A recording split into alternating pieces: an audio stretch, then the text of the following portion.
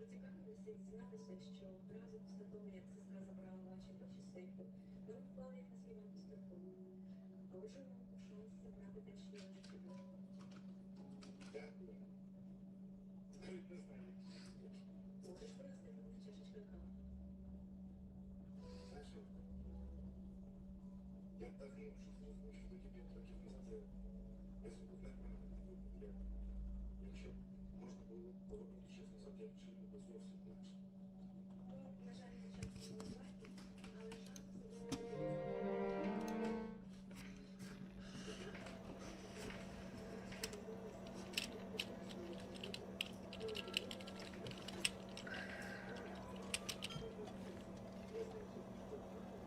Так, я не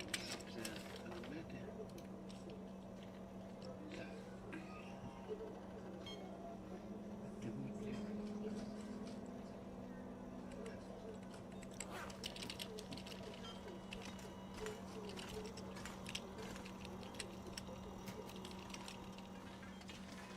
Дивіться. What a mess. Look for the wheel, Mackenzie.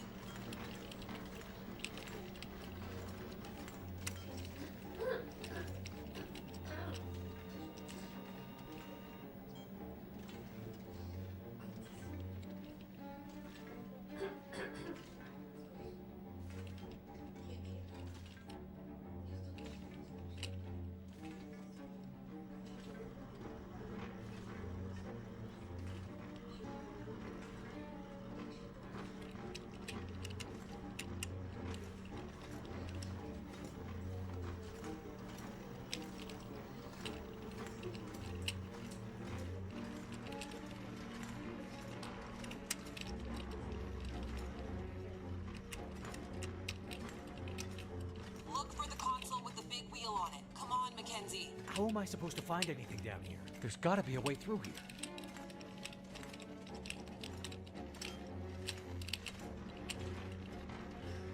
The dish is huge.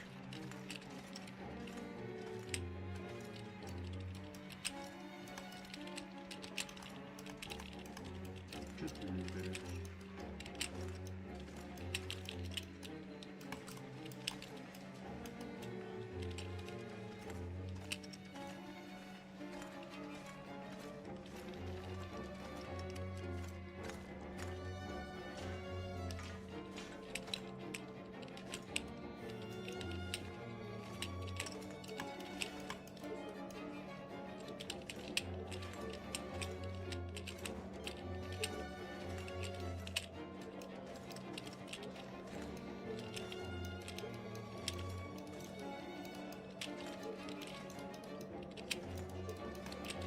Чого він не бере ці колеса?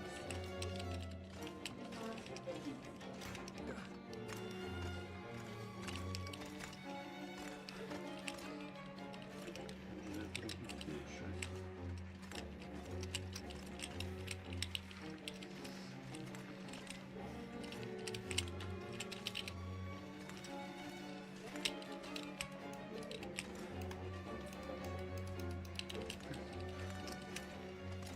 What's taking so long down there? Where's the damn wheel?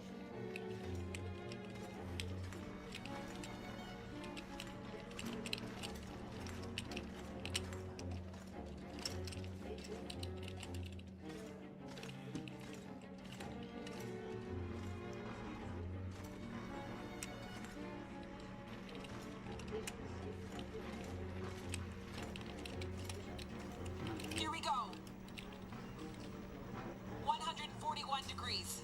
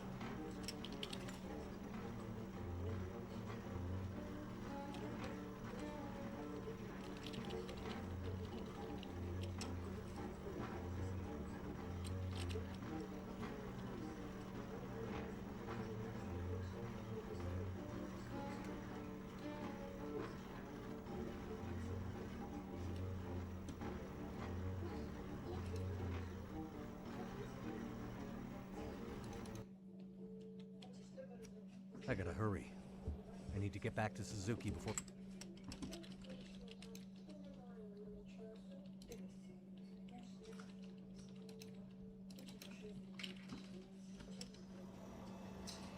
Без субтитрів. Well, well. There she is. The Suzuki radio telescope. Isn't she beautiful? Lit up by the aurora, no less. I've never seen it so bright. It's massive. Let's hope we're not too late.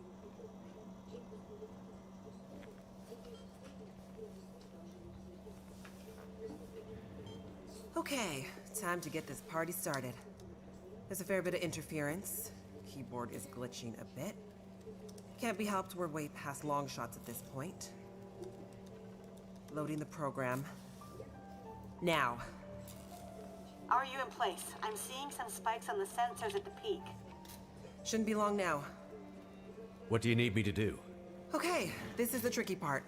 I'm gonna have to run the program and update the code in real time to modulate for the aberrant magnetic field and... Jace. So I'll be busy focusing on that. Meanwhile, once the telescope grabs a signal, we'll need to follow the source. The new data will help flush the buffers, and the data in the buffers will get pushed to Dr. Atwood's workstation for processing. It's an archaic system, but best I could do with 30-year-old technology. I'm still not clear on what you need me to do. You're a pilot, right? Yep. Know how to adjust your heading to follow a radar beacon? Yeah, I have a pretty good idea. Same principle. Grab the big metal wheels at the base of each leg of the telescope sensor assembly. You'll see a bunch of numbers around the edge. When my program outputs specific bearings, I'll shout them to you. And then you have to find a way to match those bearings as quickly as you can. Sounds easy enough. The timing has to be perfect. Got it. Like, exactly perfect. I hear you loud and clear. Did you say you got here after crashing your plane? Don't start. Get ready. I'm seeing some power spikes. Something big. It's happening.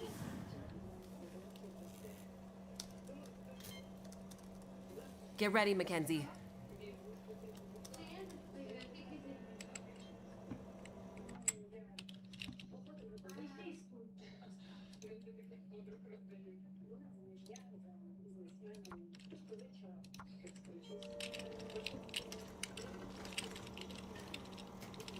Да, воно субтитри не говорять.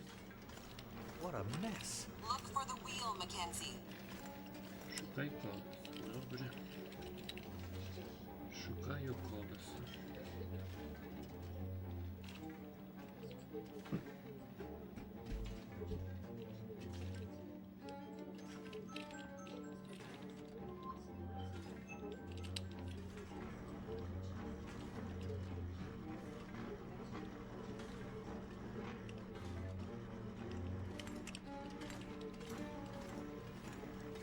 Here we go, 141 degrees.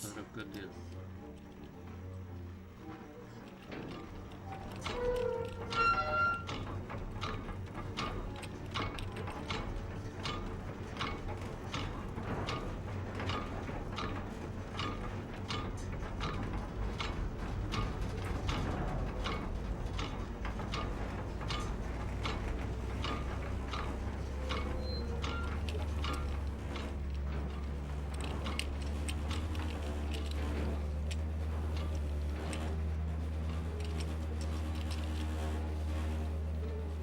Great, you did it, Mackenzie. Now get to the next one.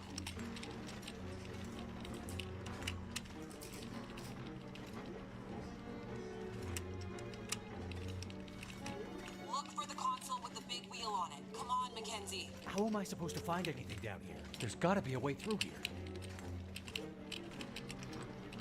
The dish is huge. Кажи, That's it. We're getting close now. Keep going. Okay, 67 degrees. 67.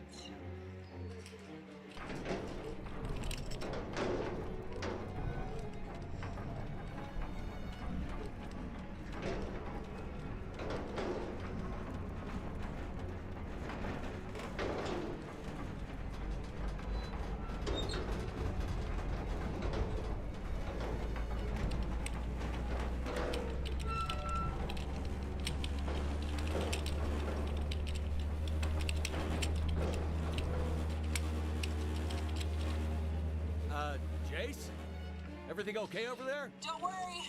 Keep going. Last bearing incoming. Come on, you sweet, sweet program. Don't let me down.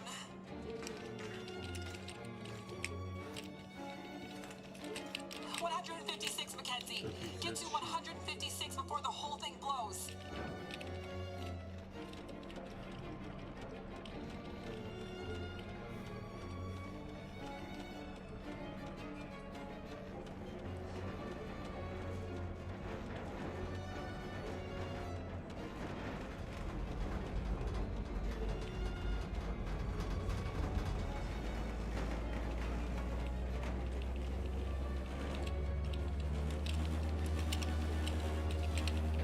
Now, Mackenzie.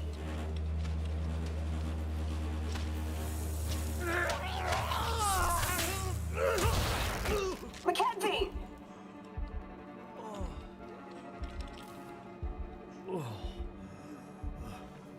Feine Verrechnung.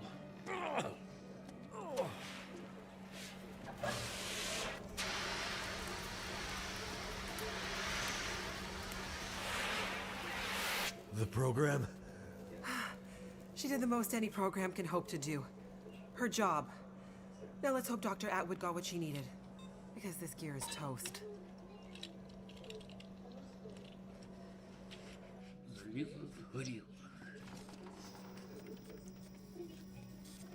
It's coming now. All the data just flooding out of the buffers. It worked. God damn it, it worked. Oh, thank goodness. I'd hate to have to restart my PhD. You did brilliant work, my girl. Absolutely brilliant. We just need to keep the data flow, ensure it comes in a continuous flow, uninterrupted. How long before the data is ready for analysis? These are old systems, and it takes a while for them to crunch through the numbers. It'll be hours before we'll... Well, shit. What the hell just happened? It's not the power this time. Geothermal plant's still showing up green on the board. Some kind of overload, or emergency shutdown. What now? Now we do this the old-fashioned way. We start combing through the numbers. I'll get us some light.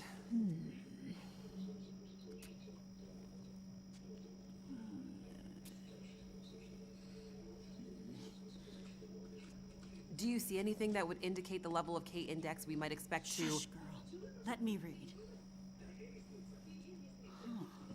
Do you want me to grab a printout and I... Could it be a G10? Is there something I can do to... Aha! Here it is. Here it is. There it is. What do you see? It can't be. That silly old British bastard was right. He just never knew how right he was. Why did it have to happen in our time? British bastard? Please explain.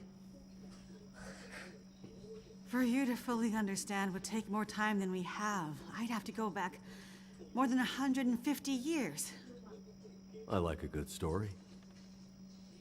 I think we deserve some answers. Very well. In 1865, a British scientist and naval officer was tasked with supporting the research of a scientific team, seeking to create a kind of communication that could travel over the air. The Admiralty felt that dependence on the telegraph was holding them back. This Navy man was inspired by stories he'd heard about the Carrington event 6 years prior. At the time, the largest geomagnetic event ever recorded. He had heard that the abundance of static electricity in the air had powered telegraph lines, even after the operators had unplugged them. Fires broke out due to this geomagnetically induced current. It got him thinking. This scientist's research led him all over the world, and he began to piece together a picture of the Earth's geomagnetic profile, and something about the operation of the sun and its effects on the Earth's magnetic field.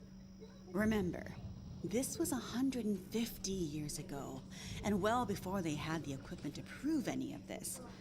But a theory began to take shape in his mind that suggested the sun went through cycles of geomagnetic activity waxing and waning, but sometimes spiking inexplicably in dramatic ways.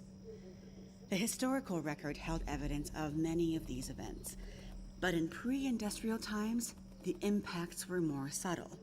Even in the mid-1800s, there wasn't enough power infrastructure to really feel the impact of these spikes, so it wasn't of grave concern. But the growing dependence on telegraphy suggested this shouldn't be ignored. And this scientist predicted that if the level of electrification continued to grow exponentially, as was predicted, this would create a serious vulnerability that could be exploited by their enemies at great cost to industry and society at large. He was given a secret commission from the Royal Geographical Society to prove his theories and to come up with a strategy that would ensure the British were in the strongest position to exploit any such geomagnetic disaster. After another decade of research, this scientist began to suspect that this geomagnetic current that existed all around them could impact many other things, and more deeply. He began to study migration patterns of animals and gathered evidence of whale strandings, bird die-offs, and other unexplained mysteries relating to animals' innate abilities to navigate vast distances with great precision without the benefit of modern tools or equipment. Eventually, he knew he had to travel north to the Arctic to really test his theories.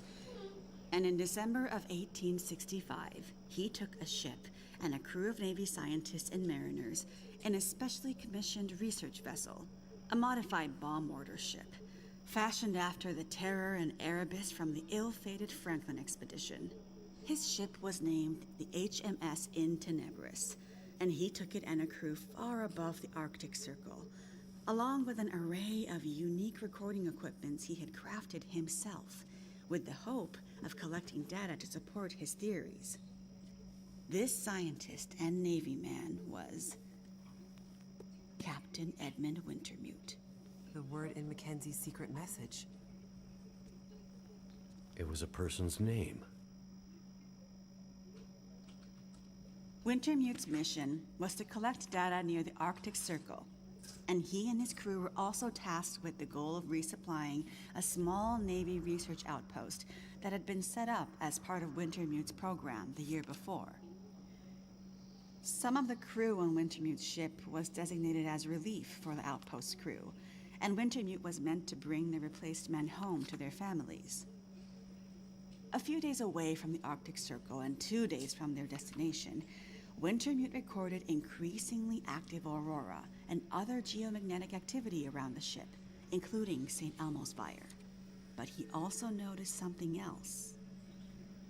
As evidenced by their journals, many of the crew were having trouble sleeping, with some experiencing full-blown insomnia that worsened as they traveled further north. Some were also beginning to forget things, their journal entries occasionally slipping into childlike language or outright gibberish. 2 days out from their destination, the night watch rang the ship's bell to announce a man had gone overboard. The man, an experienced mariner, had been observed to simply walk off the deck of the ship. By all rights, a calm and dependable sailor. This event shook the crew's morale. Wintermute did his best to keep them focused, but he was still inexperienced as a ship's captain, always more the scientist than sailor or Navy man, and he could tell the men were increasingly becoming anxious, even distrustful. Walked off the ship and straight into the water. Exactly, but things got even stranger after that. When they arrived at their destination, a small island surrounded by sea ice, they found the Navy observation camp that Wintermute had set up the year before completely abandoned. The shelters were mostly destroyed, the relentless Arctic winds having shredded their canvas. The sled dogs were killed, some seeming to have been eaten. Many of the men were found dead, their bodies frozen in their beds, some showing signs of having been attacked or murdered. Yikes. Keep in mind, the Franklin expedition was still fresh in the public imagination during this time, including all the rumors of cannibalism. Wintermute could tell some of his men were nearing their breaking point, so he sent them back to the ship and took only a small group of trusted officers with him to search the rest of the small island. On the far northern side, in an icy bay, they found the remainder of the outpost crew, their bodies frozen solid in the ice. Some appear to have walked in and simply frozen in place. Jesus. And I thought we had it bad. Not wanting to completely abandon his research, but also recognizing the fragility of his situation, Wintermute kept a small group of trusted and hardy men with him. He offloaded sufficient provisions and equipment for them to survive up to 6 months, and sent the crew and the Intenebris back to London, with the request that they send a rescue ship to pick them up.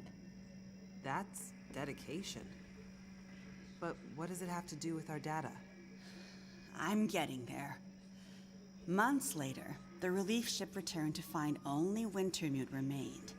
He had left books of scrawled notes, data he had gathered using his novel devices, sketches and observances of the men he had kept with him, and a detailed diary outlining their slow but progressive decline into a kind of fugue and madness.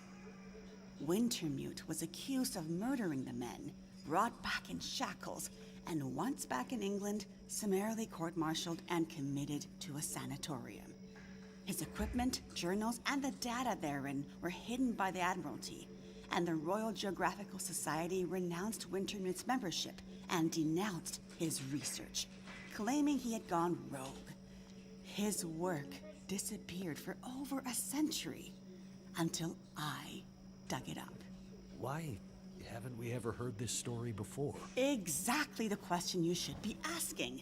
I had encountered odd and inexplicable references to his research, but always leading to dead ends. I finally managed to get my hands, through no small feat of my own canny research and a dogged determination, I might add, on a few of his earlier papers. It wasn't easy, believe me. A woman, let alone a woman who isn't white, had to work 10 times harder to get access to this material, but I managed to do it. I spent the next 20 years piecing it together, tracing the fingerprints of Wintermute's theory, collecting his data, analyzing, and then adding to his research with research of my own using increasingly modern equipment. And the more I dug, the more data I collected, the more worried I became. Because not only had Wintermute's original fear come to pass, that the world had become dependent on the electrical grid, a technology that would easily be taken offline should any Carrington-level geomagnetic event occur, but even worse, that the Carrington event of 1859 was like a tiny spark compared to the massive, overwhelming storm that might come in the future. I started to talk to others about this, but of course, people thought I was crazy. They ignored me at first, then started to denounce me, and then ostracize me, until I eventually found myself so far on the fringes of accepted science that I was entirely isolated, with nobody to trust, nobody who would believe me. I lost my job, my marriage failed, all my academic credentials were thrown into question. Ah, this explains something about your reputation, Dr. Atwood. Nobody would believe me, except for John, who you met as Jeremiah, Mr. Mackenzie. He was a young corporal in the Canadian military when I first met him. Handsome, as I recall. It's a long story on top of an already long story, so I won't tell it all here. But the important thing was he was stationed at a radar observation post along the Dew Line, far north, and started to observe some strange things of his own. He followed the trail, which eventually led him to me. Then when we got together, there were sparks, I tell you. To be believed by someone, it was like a drug. We worked to uncover more data, and he kept his eyes and ears open, using his military connections to gather more information carefully. And he moved up the ranks, but always stayed under the radar, putting his career aspirations aside to ensure he could stay close to the facilities we needed access to. But it was never going to last. At one point, he was caught accessing some classified data shared with our NATO allies, and they thought he was spying for the Russians, so they put him in military prison. And we lost touch. Years later, he actually found me here, at the radio telescope. He was a changed man. His fire was gone. They'd somehow broken him. He said he still believed, but he couldn't be part of this journey. And that's the last time I saw him. That was more than 20 years ago. I can't believe he's still alive. And on Great Bear, no less. You can't possibly believe that's some kind of coincidence. Jeremiah being here. What are you suggesting? Isn't it obvious?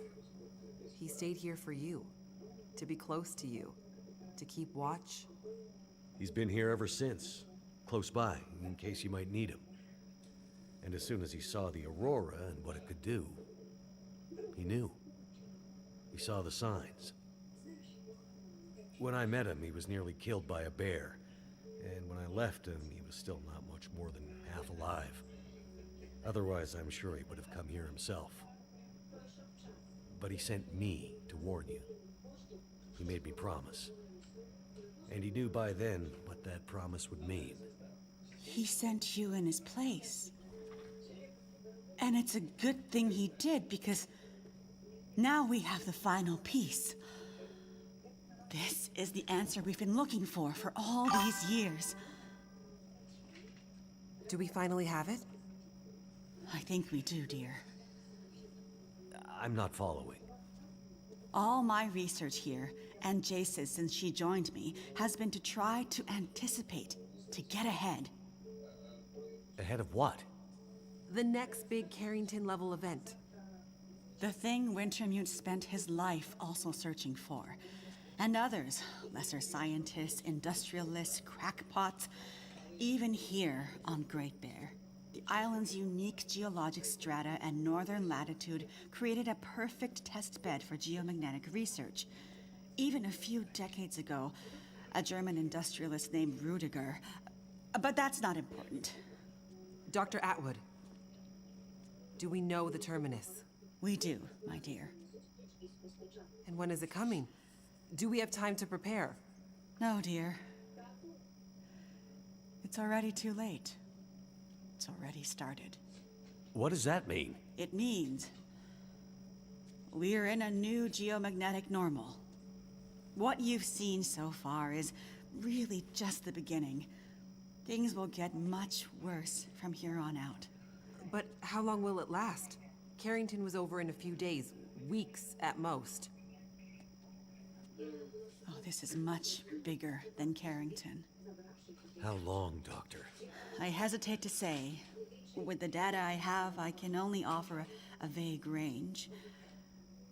40 to 400. Hours? Days? Years.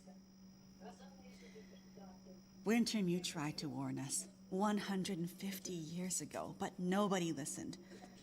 And now we're at the very beginning of a geomagnetic storm. A disaster of such proportion we've not seen its like in recorded history. The power grid is down.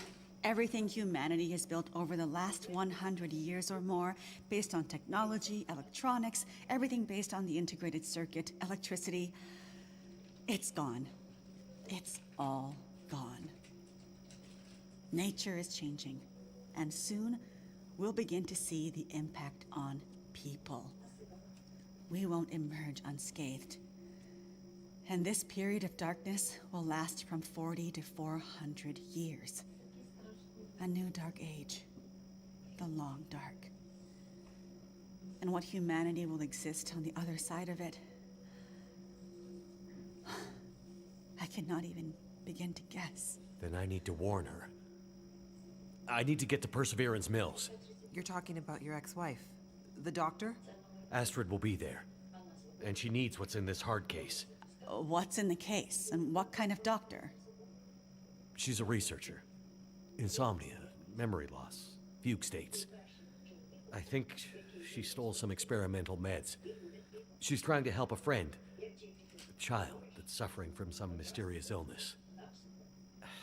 I'm not sure. Go to her. Regardless of what's in the case, you can bring her here. Her and anyone else you care about. We have to think about the survival of the species now. But what can we possibly do here? Oh, Jace, my silly girl. Have you forgotten what this facility is built on? I just know it's some government thing. Before it was repurposed for use with the radio telescope, this was an observation post for monitoring satellite communications. Mostly American, Russian, some Chinese, Cold War stuff. But why here? Who would think we'd be spying from here? Exactly. A few floors below us are the magnetically shielded dorms and storerooms designed for the folks who used to live and work here back in the Cold War. The whole place is basically a big bunker. Right. And the team that built the geothermal plant left various supplies behind. Exactly. There's probably enough dry rations and assorted supplies there to feed dozens of people for a couple of years. Survival of the species, huh? I'm afraid so. Then I better get to it.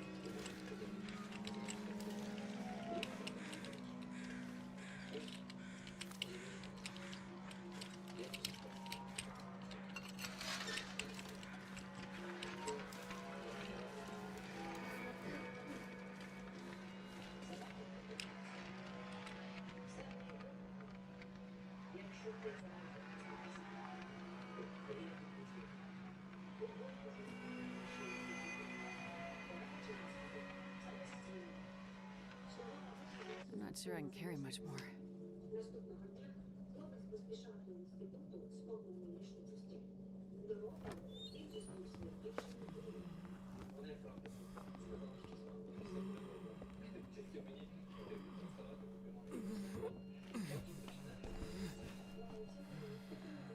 Я спочатку трохи This is your patient. And in case you're thinking of letting him die, consider this a little extra incentive to keep him alive. Astrid! You don't need to do that. I need you focused. I'm a doctor. I'll do whatever I can to help your friend. He's not my friend. He's my son. He dies, she dies, and then you die. He's lost a lot of blood. And his injury looks infected. There's a fair bit of bruising around the torso, suggesting there may be internal injuries. Tell me what happened to him. There was an explosion. Then a lot of heavy stuff fell on him. How did you know to come here? We heard on the radio. Shut it, Vachon. You always did talk too much. You never mind that. Just fix Donner. For internal injuries, there's not much I can do with the equipment here. It's too rudimentary. Normally, he'd be airlifted to a regional hospital.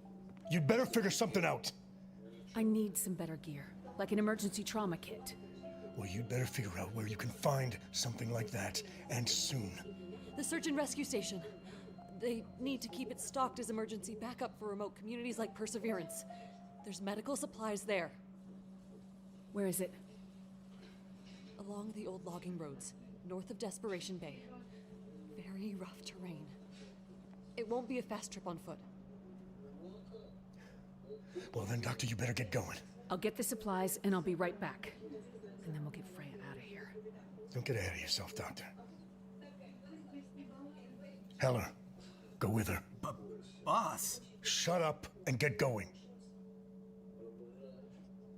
A little company to make sure you come back.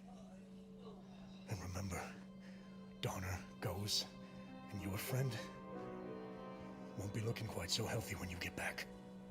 Be careful, Astrid.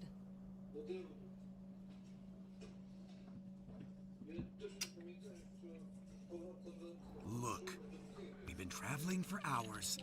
I'm not going any further. My friend warned us it was a long walk to the SAR station. I'm freezing. Gotta warm up before I go any further. I guess we can stop for a bit. Listen, lady. Hey, look, a train.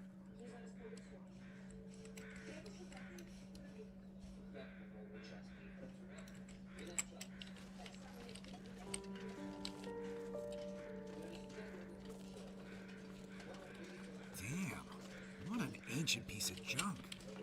This thing belongs in a museum. You know anything about trains? Nah, not really. Just think they're cool.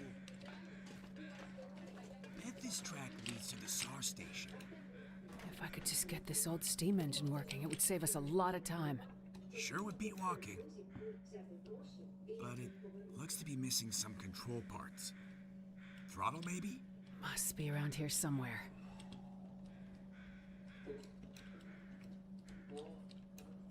Well, good luck with that. I'll just be over here, looking for some way to thaw out. Gee, thanks for your help. Anytime, lady.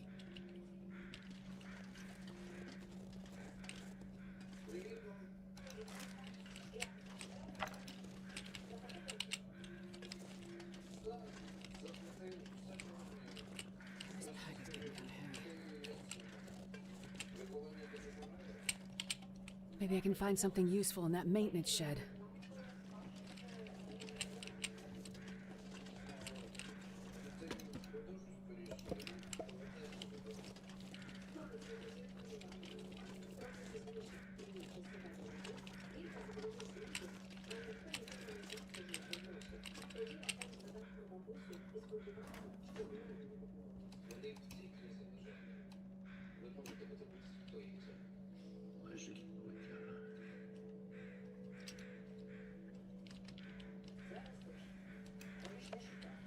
Лежить потяга. Якби ти мене послухав, ти одразу залишився. От не сталося. Ще й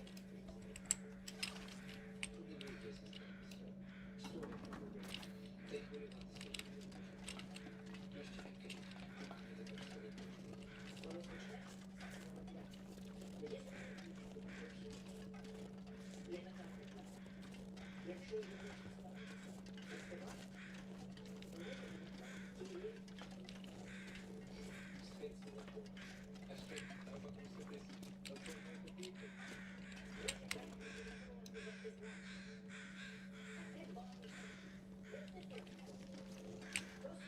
Barely walk with this much gear.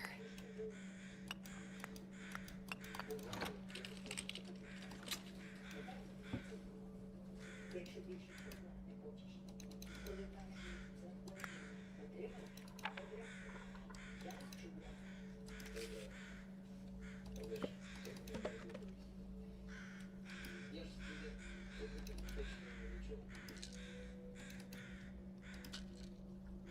Ну як це нічого? Бачу, у машину вмієш водити.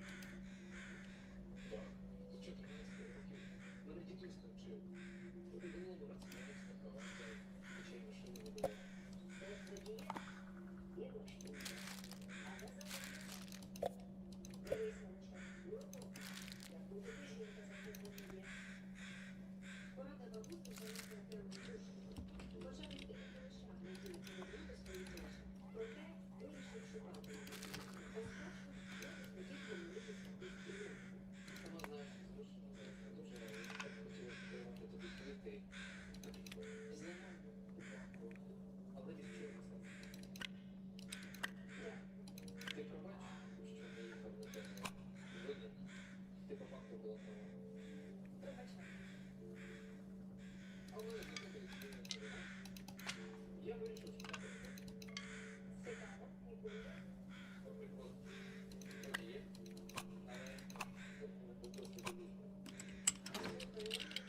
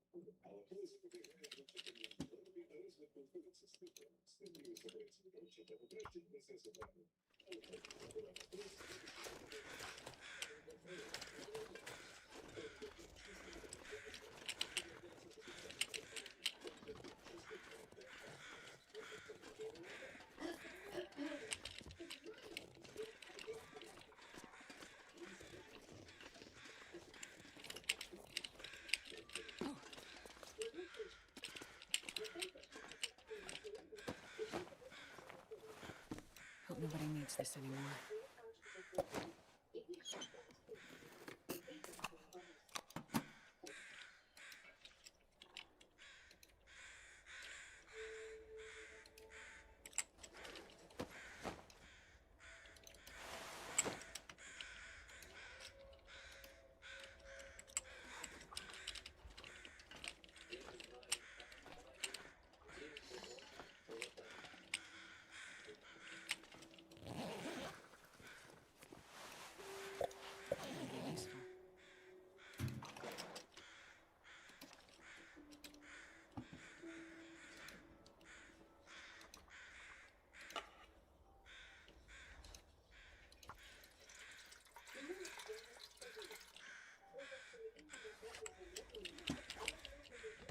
can drop any of this gear. Автомат з швидкістю усвідомлював, що такими темпами йому не зібрати потрібну суму на оплату навчання. Добрий день. Ваше замовлення? Скільки? 1200. Вчіться, будь ласка. Так, підписка.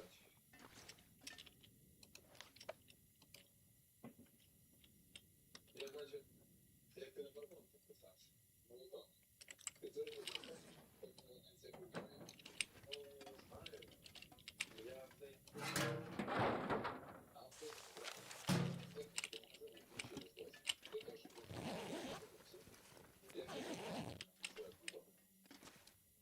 Треба подумати, що там думати. Робота садить. Кожен раз матимеш свій пристойний душ. Ну, добре, якщо буде вільний, я підійду. Пропозиція Ярослава видалася Артему надто вигідною, щоб від неї відмовлятись. Ілоні Артем почали говорити, він боявся, що дівчина ненароком опиниться перед ним до стійці, і там повернеться на Так, бо я так думаю, що в деяких безумовно немає, і всі стали Буває, вчитель просто говорить, що до нас не підходить. Я хочу дещо розібрати, що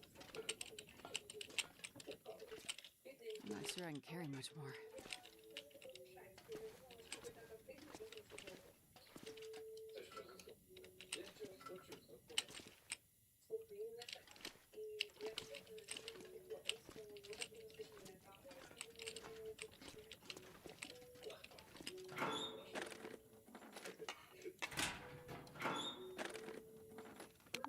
Probably useful.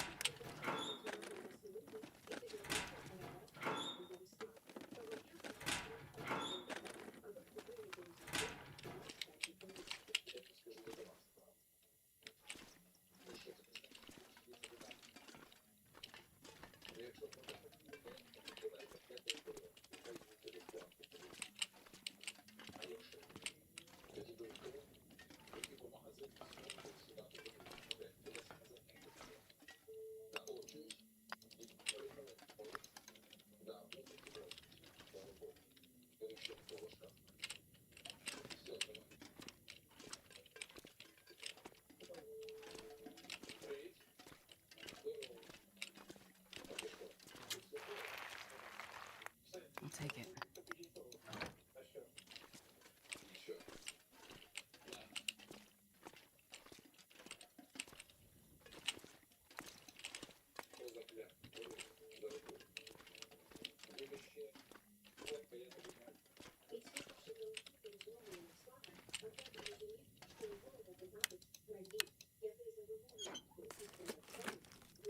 This'll come in handy.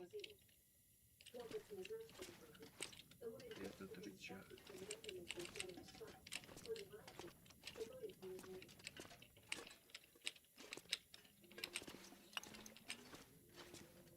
Тим більше, що Артем вже набирав потрібну суму і дуже пишався тим, що він знайшов змогу та встигся закрити інститут до підготовлення.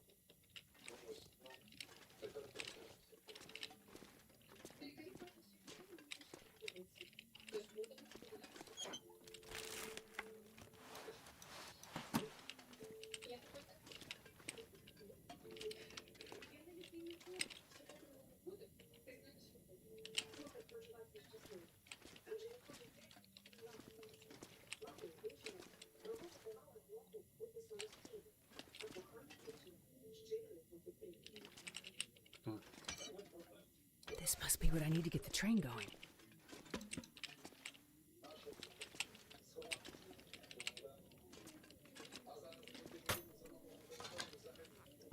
Well, this stuff will come in handy.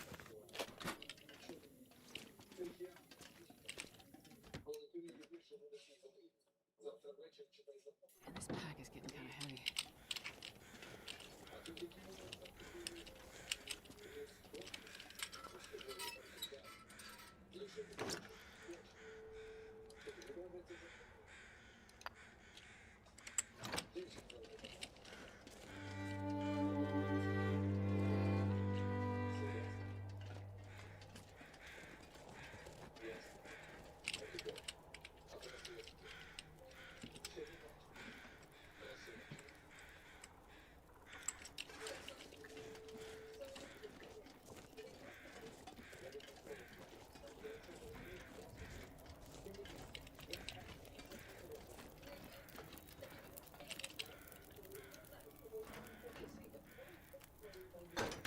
should do it. Now to get a fire started in the firebox.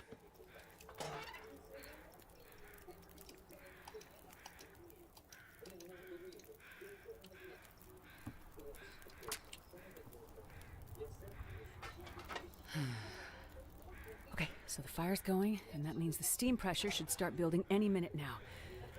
You coming? I just got this fire going. Finally starting to feel my feet again. You aren't worried I'll run off somewhere? You? Nah. You won't leave your friend to die. I'll be back as soon as I find the trauma kit. Better hurry. Tick-tock.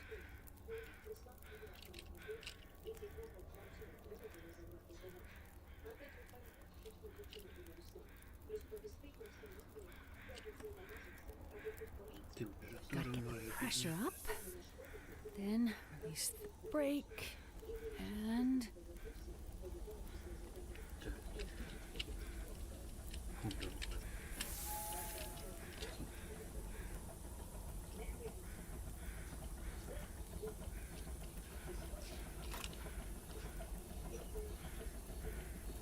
need more coal to get the pressure up.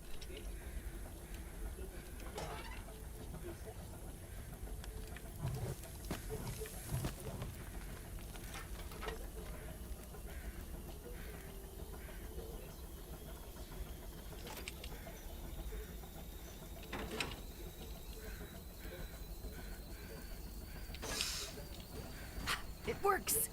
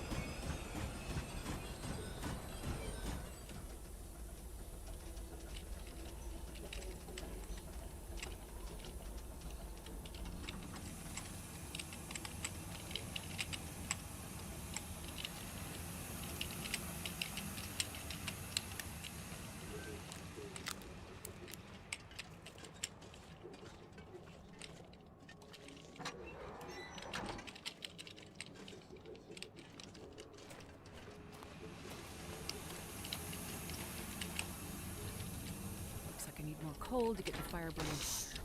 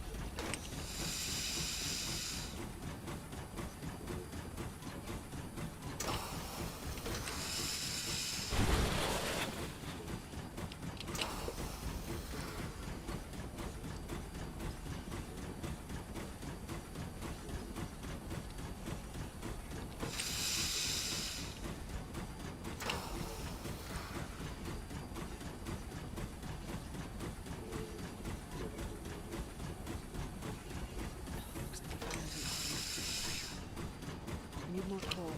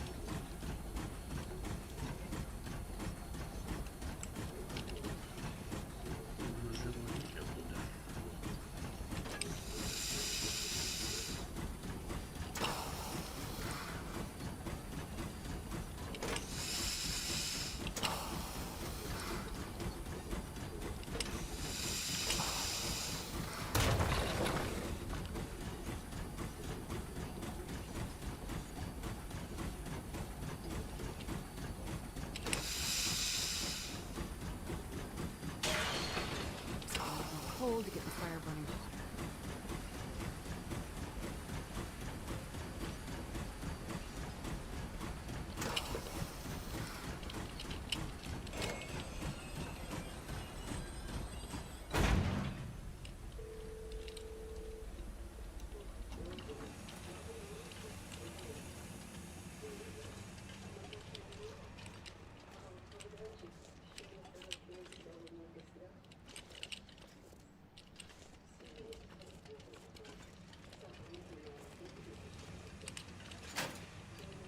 Blocking the path.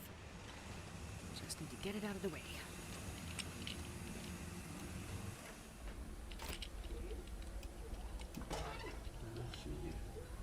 I need more coal.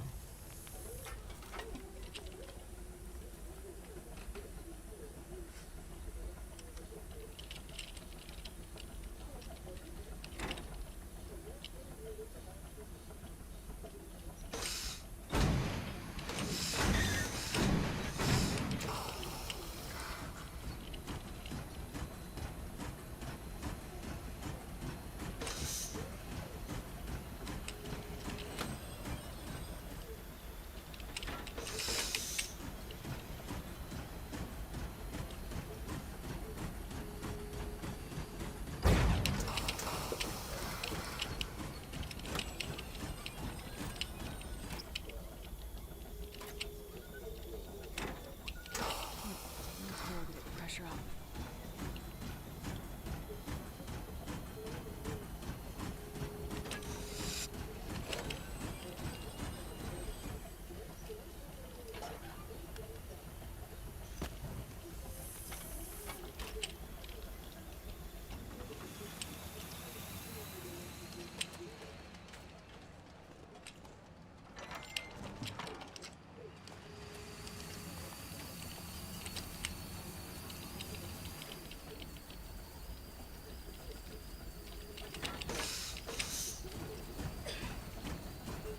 Looks like I need more coal to get the fire burning.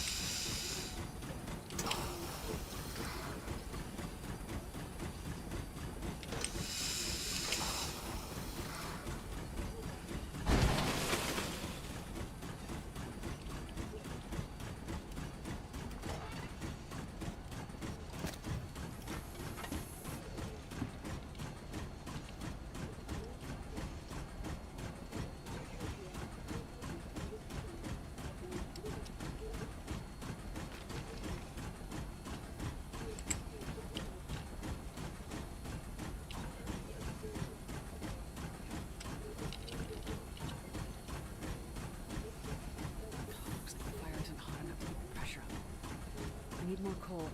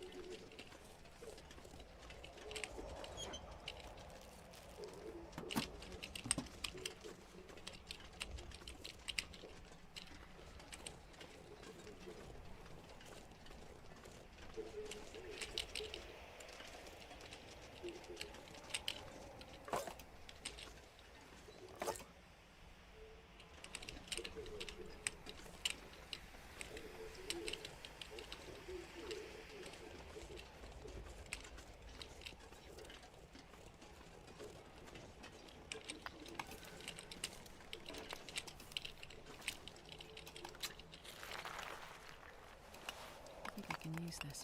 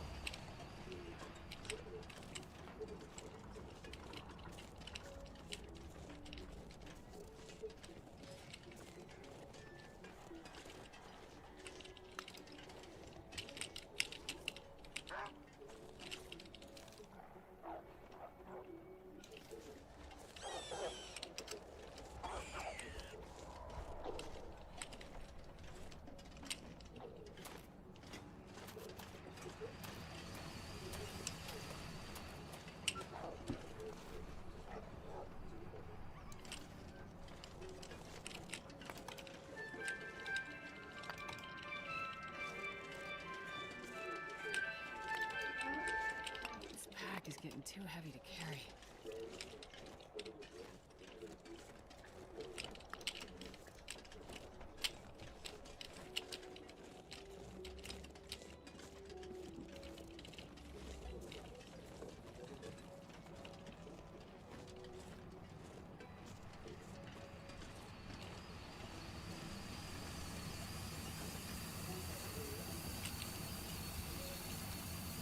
Need more coal to get the pressure up.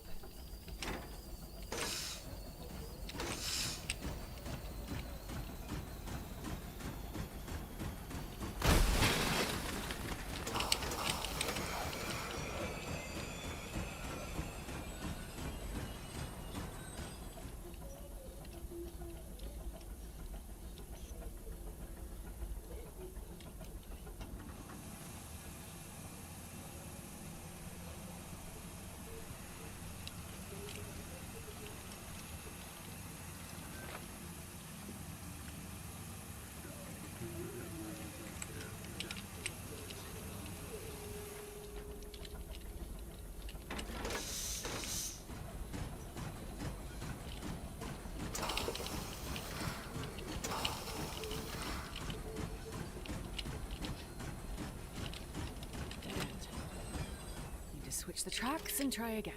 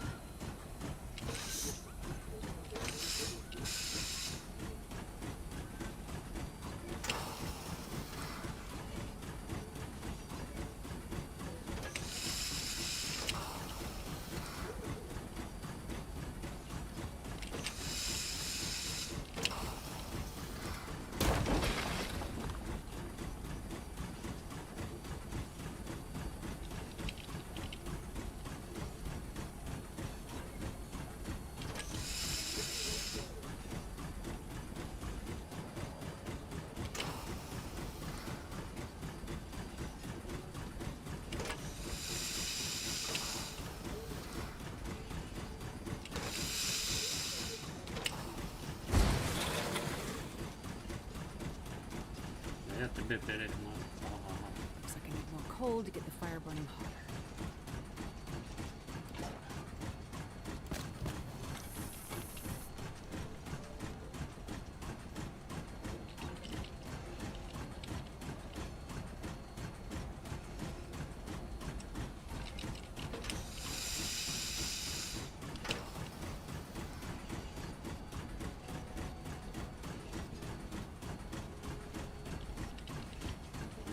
Іди подивися, що є. Да.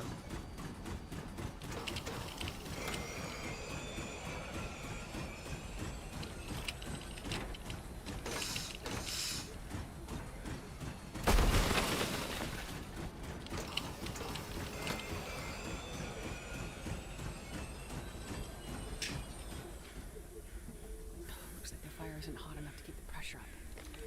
I need more coal.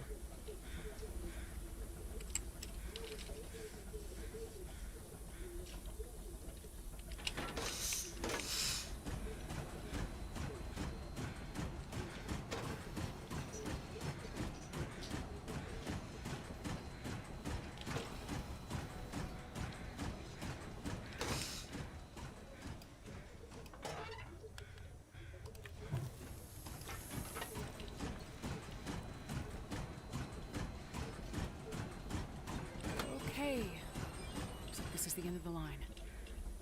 The SAR station must be around here somewhere.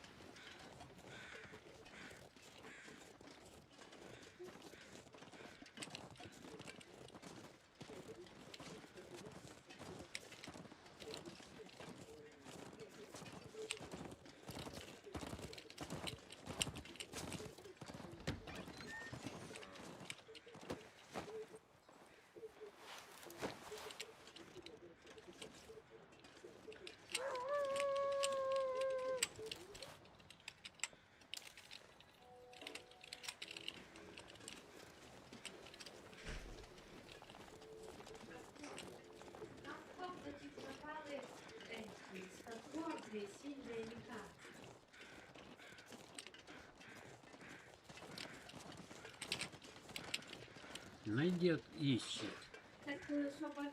Looks like this is the way to the SAR station. Так коли нас не було, він коло мене був ближче.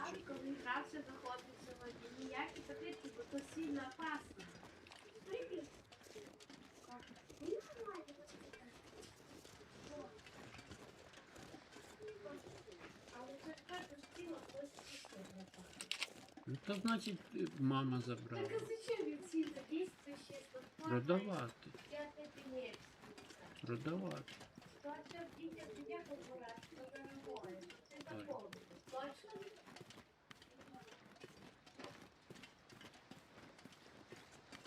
Це у вас щось пропадає.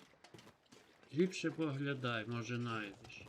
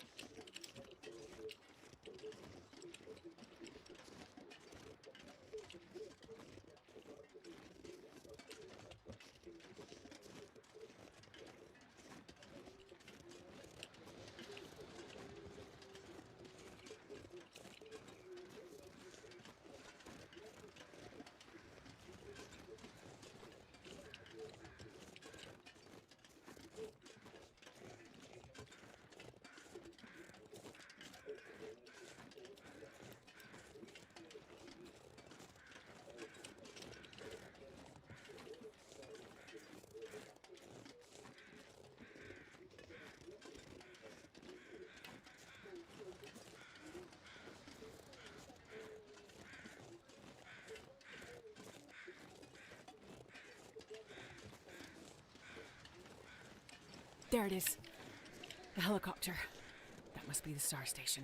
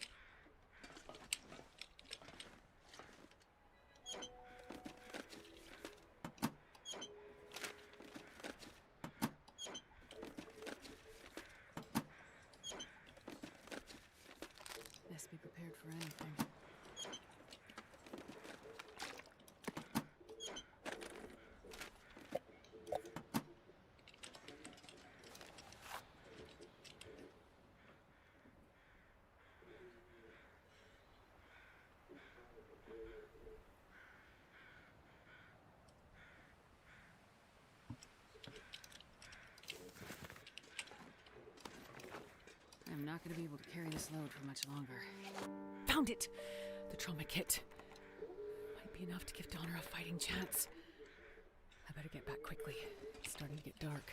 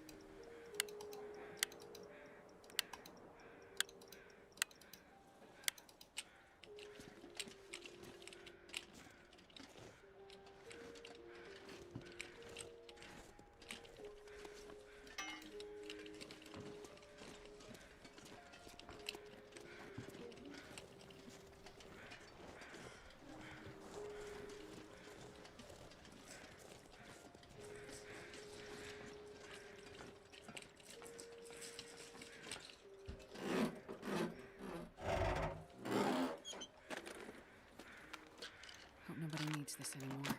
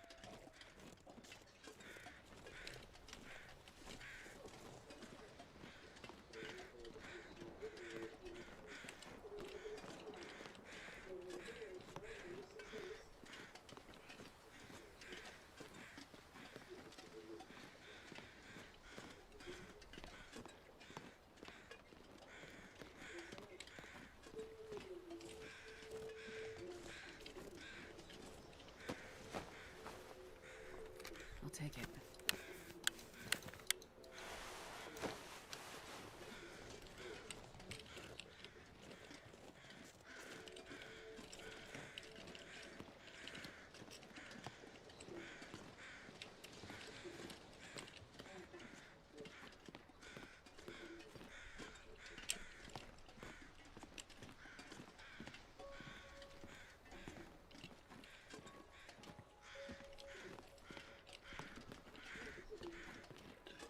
Буде ззаді, назад.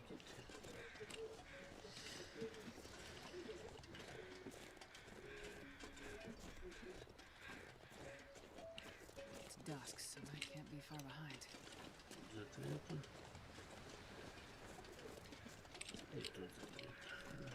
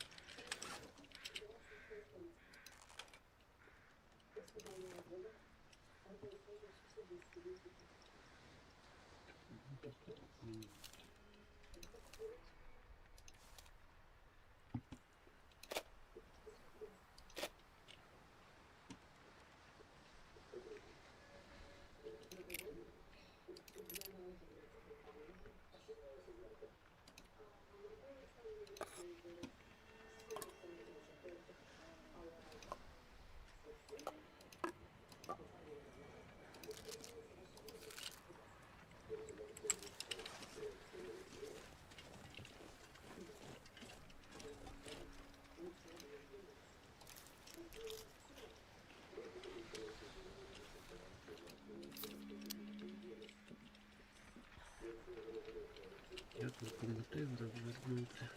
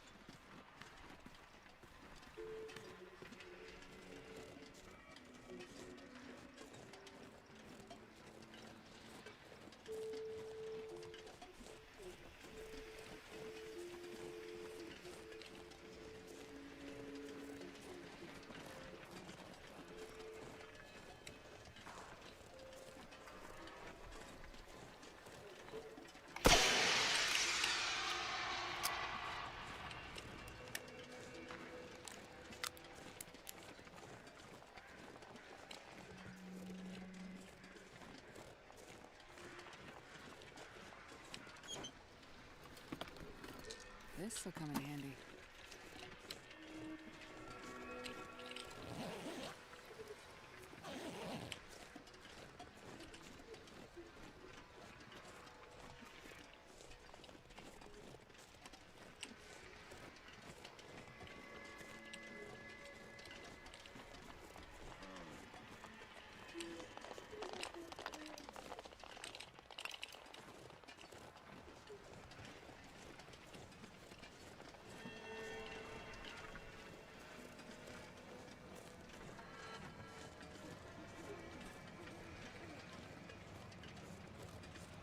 Gotta get the train facing the other way so I can get out of here.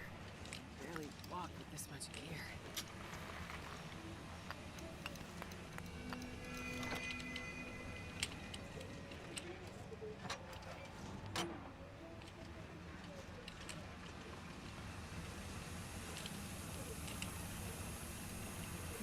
More coal to get the pressure up.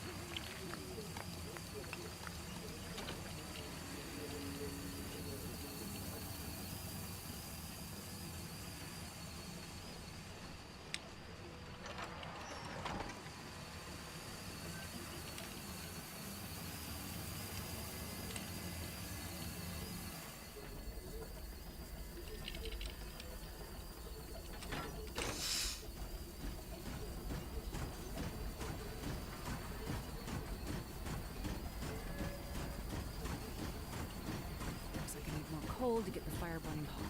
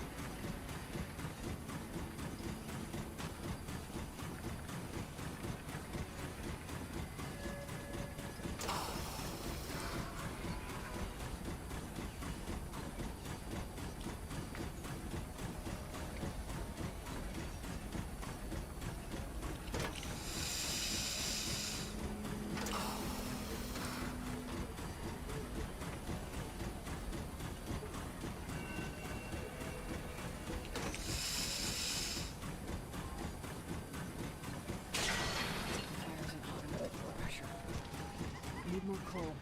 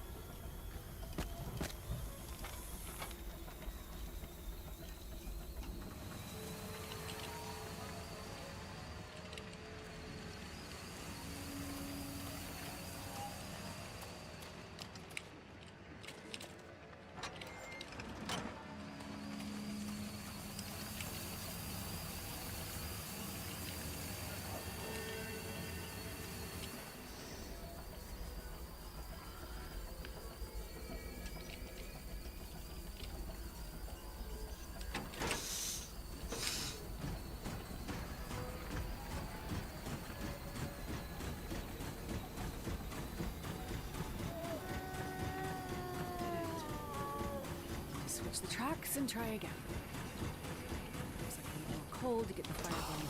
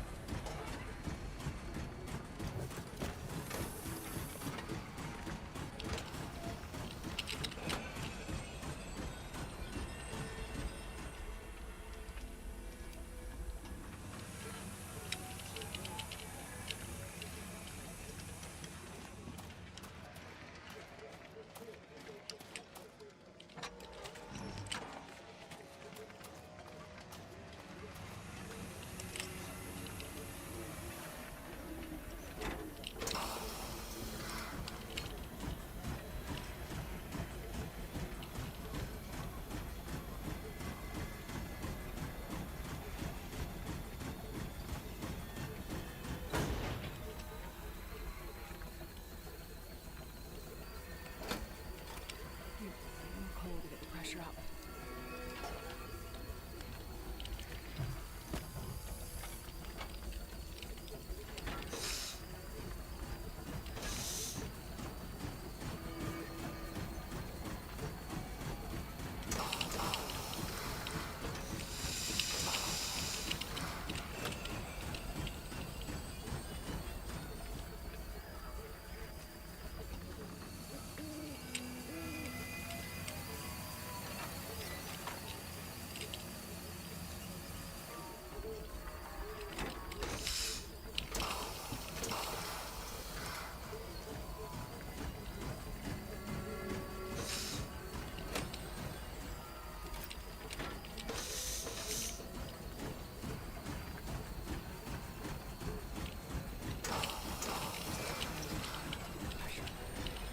Need more coal.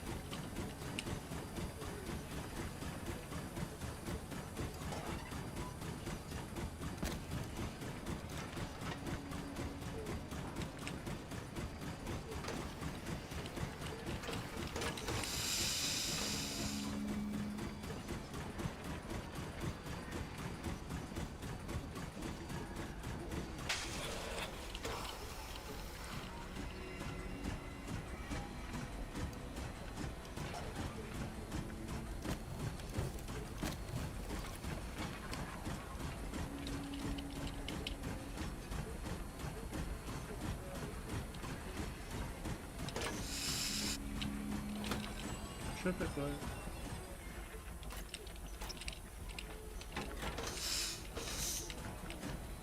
Мяу. Мяу. Мяу-мяу. Сейчас.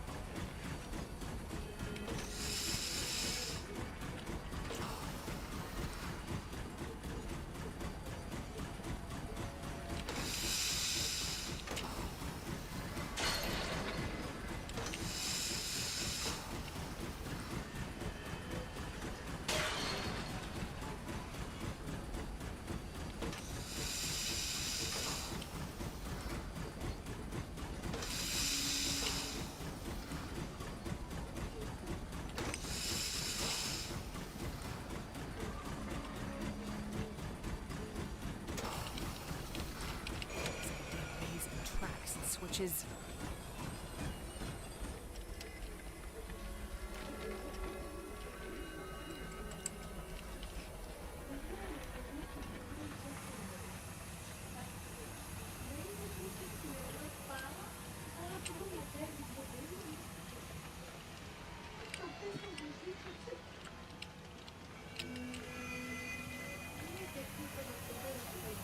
Я вижу, все.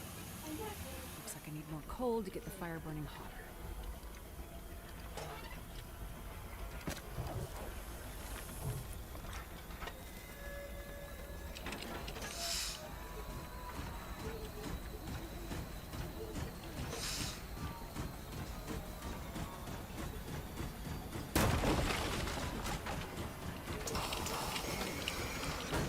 Need to switch the tracks and try again.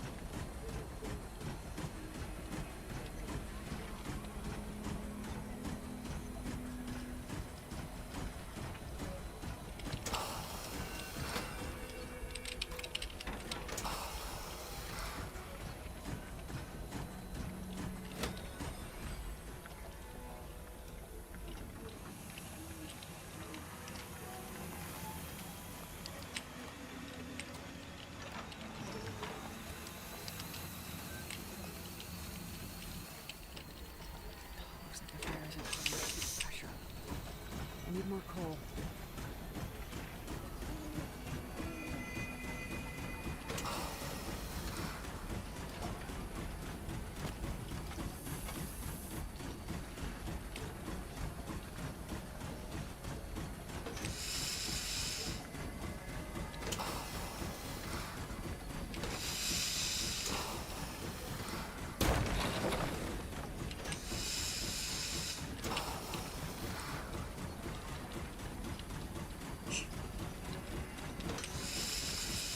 Coal to get the fire burning.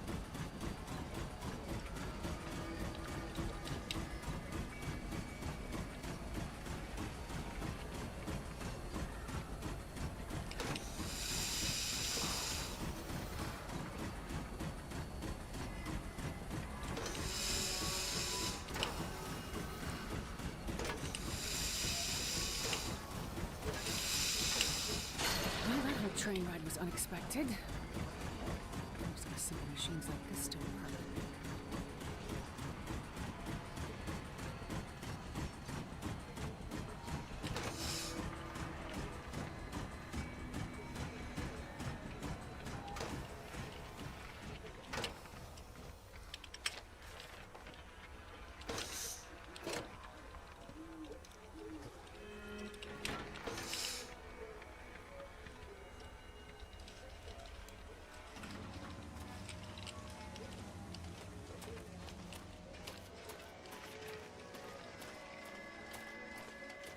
Where did Heller go?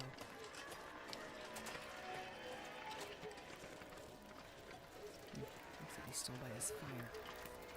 Hey, you made it. What the hell took you so long? I mean, there were complications, of course. Yeah, tell that to Mathis. You find what you need? Yes, I think so. We better get back to the clinic. Yeah. Sure hope Donner's still alive.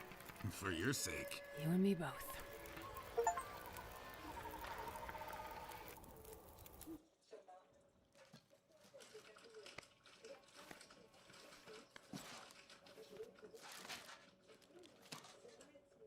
You were smart to let the others go. I told you hostages were unnecessary. You just worry about fixing Donner. There. That should do it. Is he gonna live? For now. That's not good enough, Doctor. Look, I could lie and tell you he's gonna be fine just to get you off my back and get my friends out of here, but the truth is he's been injured. Badly. Without better equipment, I can't say for sure what's happening inside his body. If there's internal bleeding, which I suspect there is, what I just did for him might be enough to slow it down, but not to stop it. Eventually, he's gonna need more help than I can give him. Maybe there's something that can help Donner. In your special metal case? I have no idea what you're talking about. Oh, Doctor, you are not a good liar. You think I didn't figure it out? You think I didn't figure out that you were what Mackenzie's been looking for all this time? You leave him out of it. Oh, but he's very much a part of it. I knew there had to be more to it. Why would a hard-headed pilot like him care so much about carrying a metal case halfway across this frozen hellscape?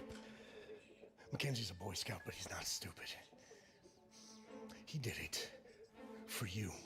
I have no idea. What I'm talking about, right? So this case, whatever's in it, must be really important. I have nothing to say about it.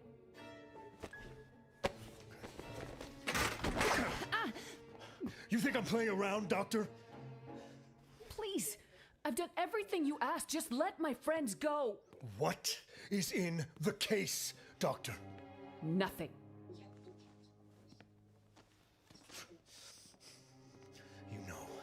I'm getting tired of asking.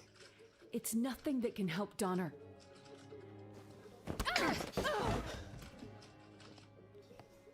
Then tell me what I want to know, or I go back to that bar and I start hurting people, starting with your friends. It's a cure. Or it might be. A cure for what? A cure for what I think is coming. The hell does that mean? I'm not 100% sure. But I think this Aurora, it's changing things. People. It's going to change all of us. In your case, is that some kind of medicine? A vaccine? It might be. Well then, another reason I need to find and kill that damn pilot once and for all. Because at one point, I had this case in my hands and he stole it from me.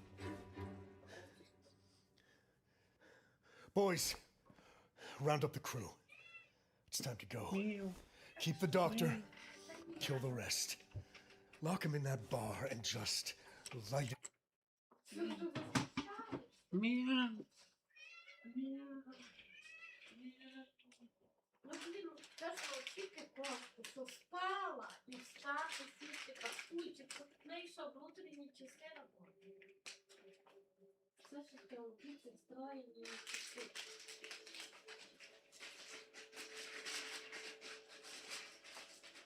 А що так?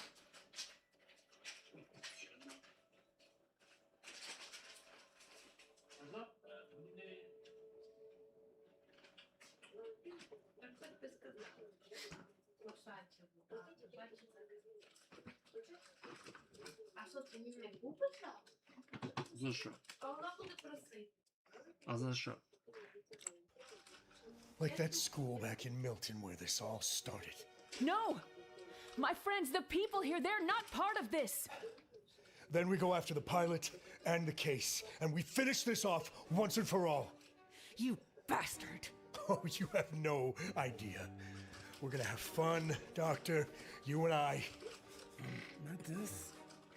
Not this? Something's wrong. What? Donner? Dad, I'm here. I'm here, my boy. I saw it. So what, son? Lights. The lights. They called to me. And I found water. Black water. It was all lights and black water. And then nothing. Nothing. But dark.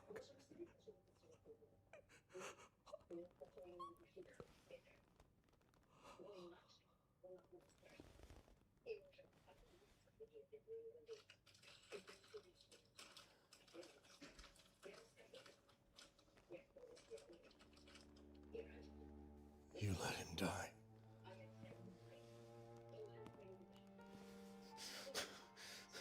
You let him die.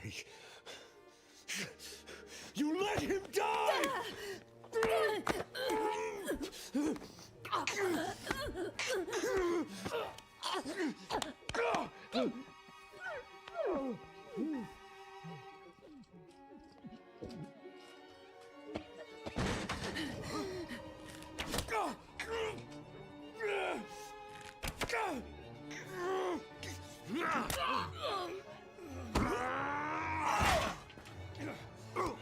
Time to go. Hey, Jerry. I said it's time to go. I don't know. I feel like hurting them some more. No time. Fine. Let's get out of here.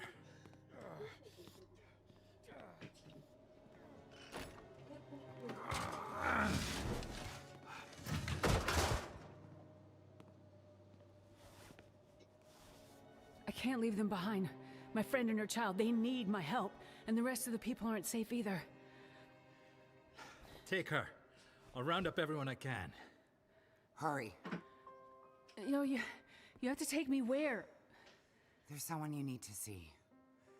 Who? Is it Mackenzie? Is he still alive?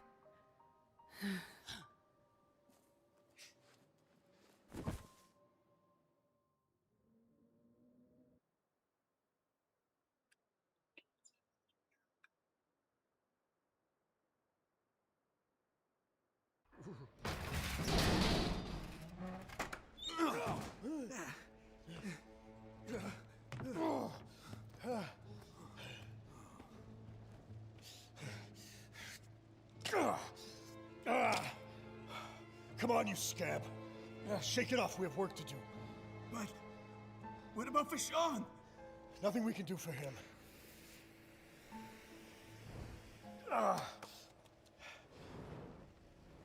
Take these flares, round up the others, find the doctor, and burn it all to the ground.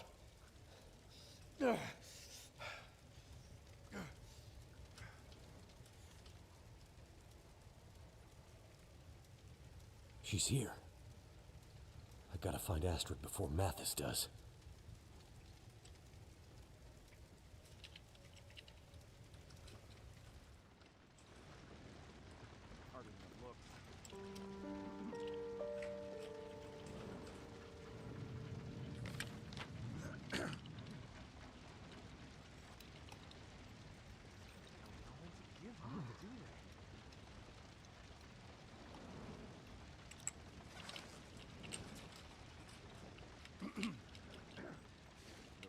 Murder and mayhem's warmed me up.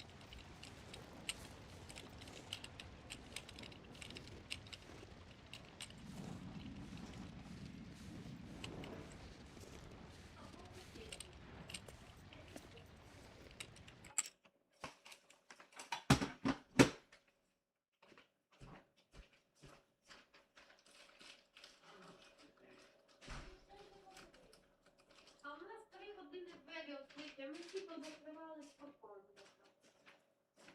Хто оставив двері? А я так. Дід виходив на балкон. Так ми з того часу. Ну так з того часу. Та як ми забули з Артемом? Грали, Usual. думала, що зараз вийде.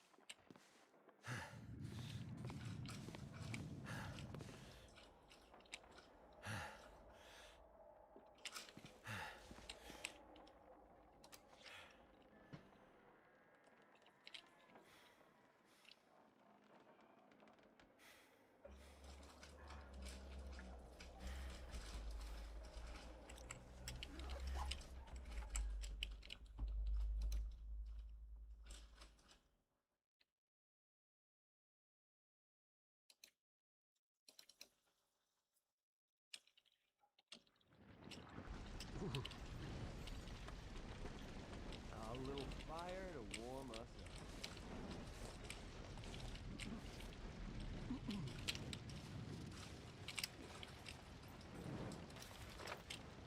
Freaking world out here.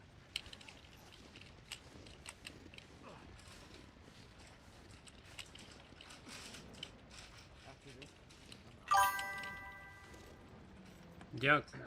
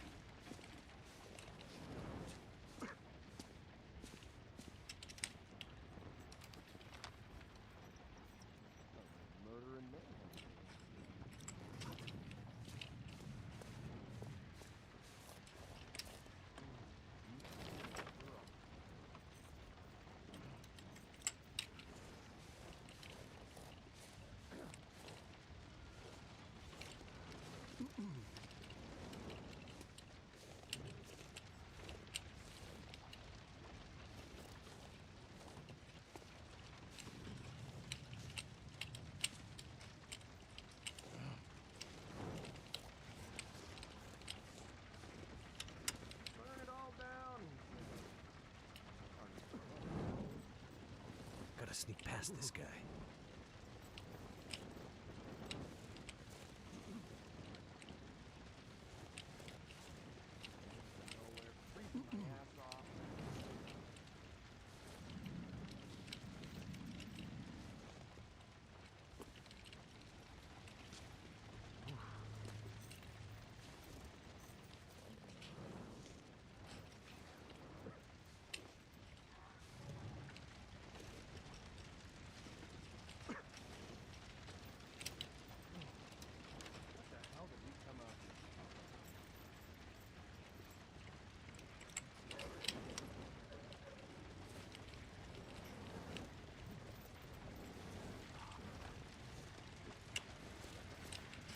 So much smoke and fire.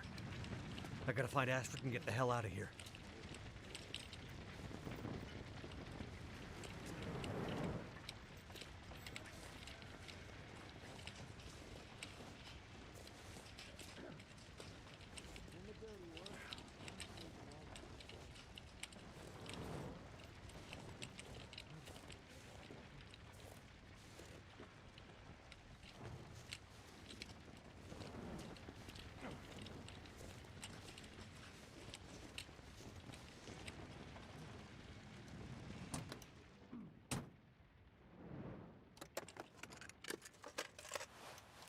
Wonder if this is any good to eat.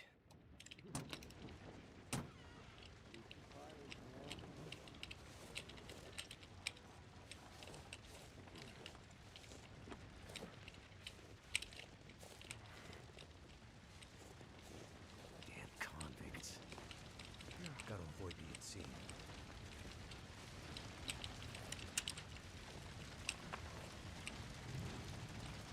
His back is to me.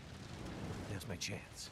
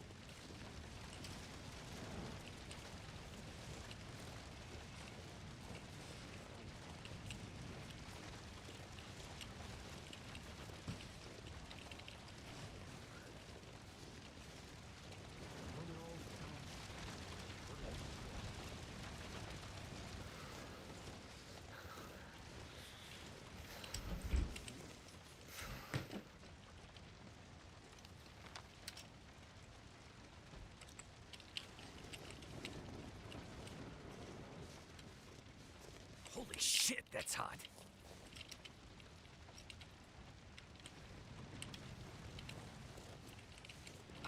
Feels like it's still burning.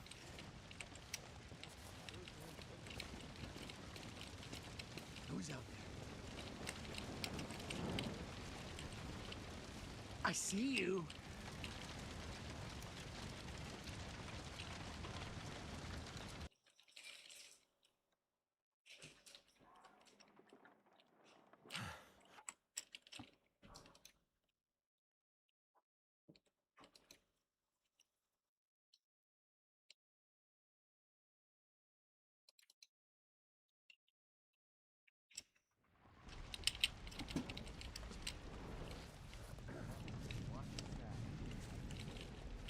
Gotta sneak past this guy.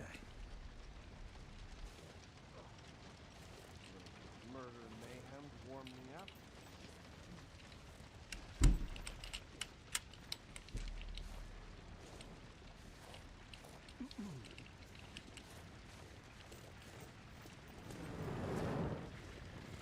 So much smoke and fire. I gotta find Astrid and get the hell out of here.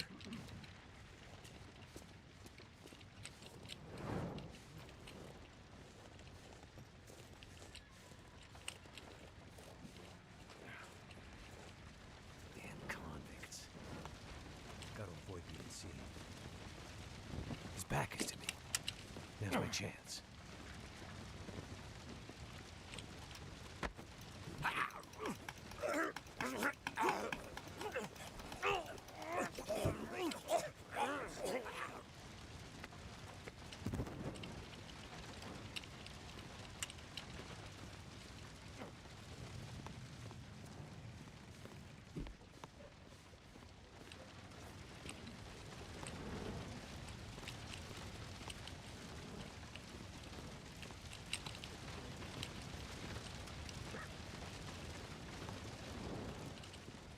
Gotta get by this guy. A little fire to warm us up.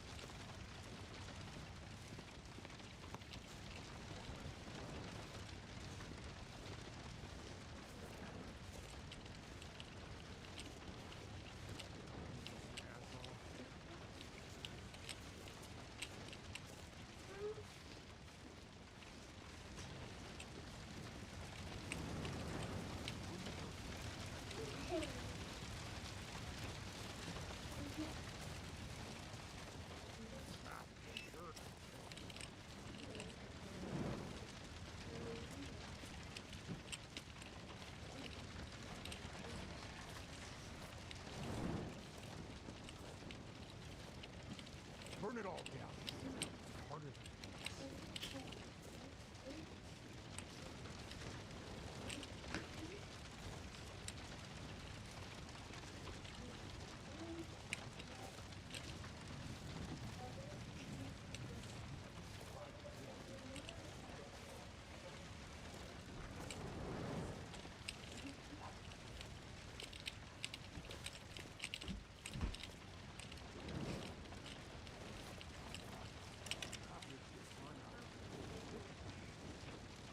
No time to waste. Gotta take him out.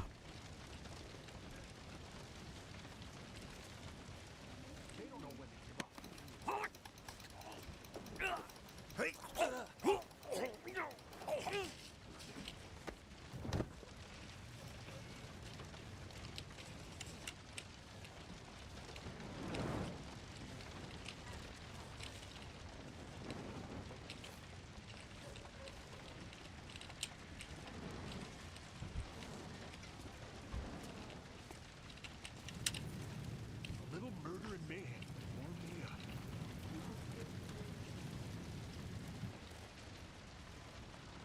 He's there, look!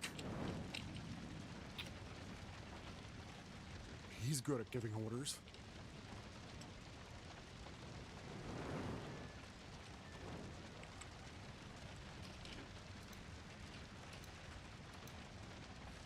Doing the dirty work, as usual.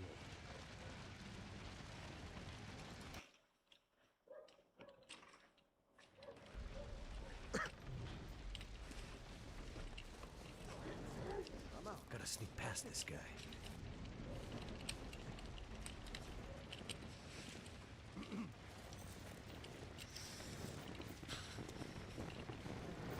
So much smoke and fire. I gotta find Astrid and get the hell out of here.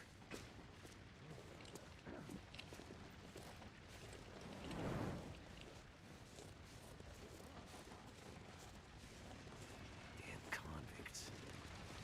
Gotta avoid being seen. His back is to me. Now's my chance.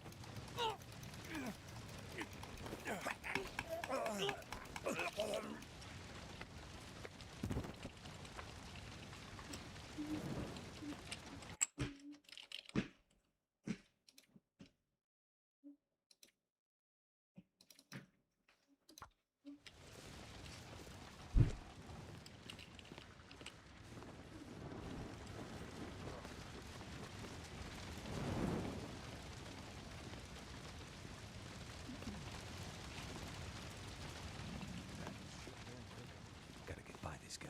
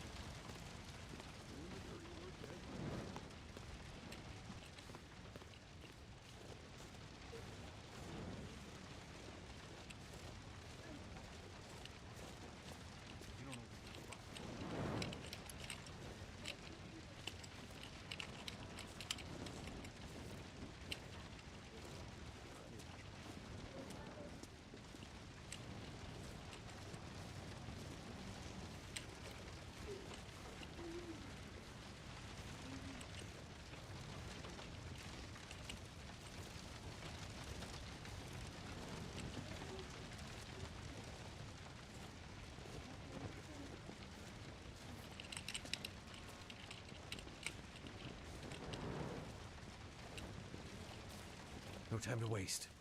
Gotta take him out.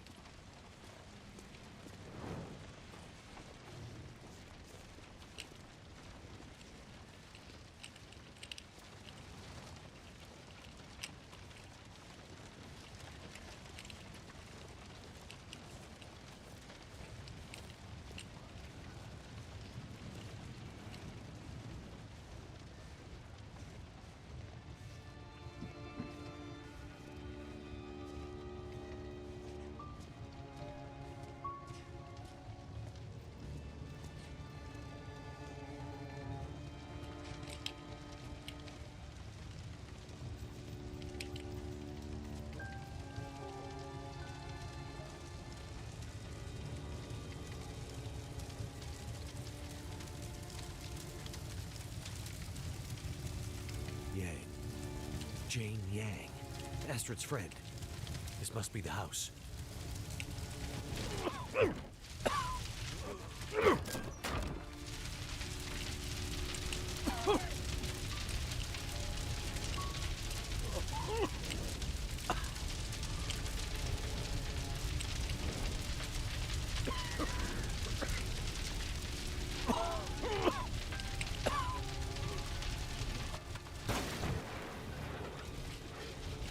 Astrid! Can you hear me?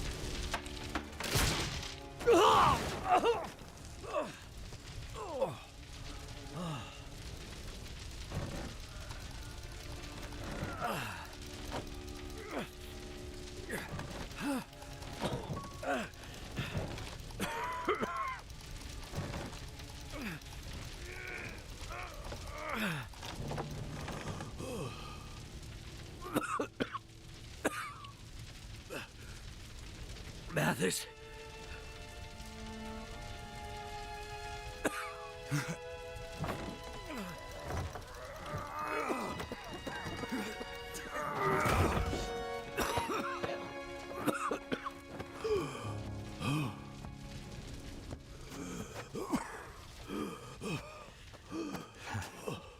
Looks like we're even, pilot.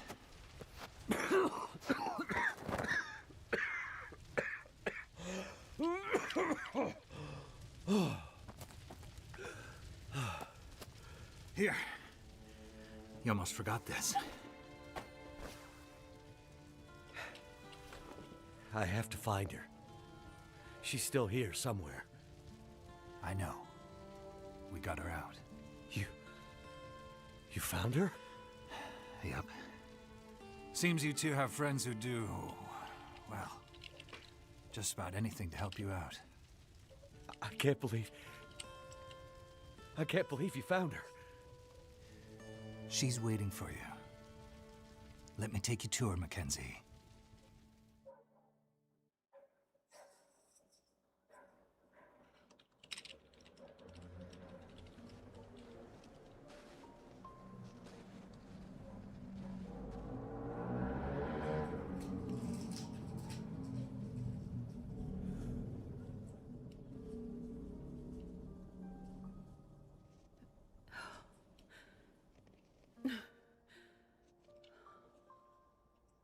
Is it really you? I brought something for you. I thought I'd lost you forever.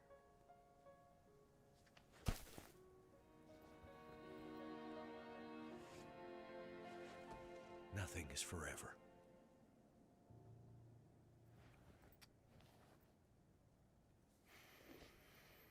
We have to go. Yeah, I know. The radio telescope. Jace, she filled me in. Said we could be safe there for a while. From what's coming. Do you know what's coming? A kind of darkness that we may never recover from. I think it's affecting our memories. I need more time to study it, but what's in this case might buy us some time. We'll have time to work on it when we get to the radio telescope. Yes. Let's go there. Now. Jace. Jeremiah. Take her. You have to go with them now. Wait. Go with them? What do you mean? Where are you going? Go with them. To the telescope. I'll be right behind you. There's one last thing I have to do.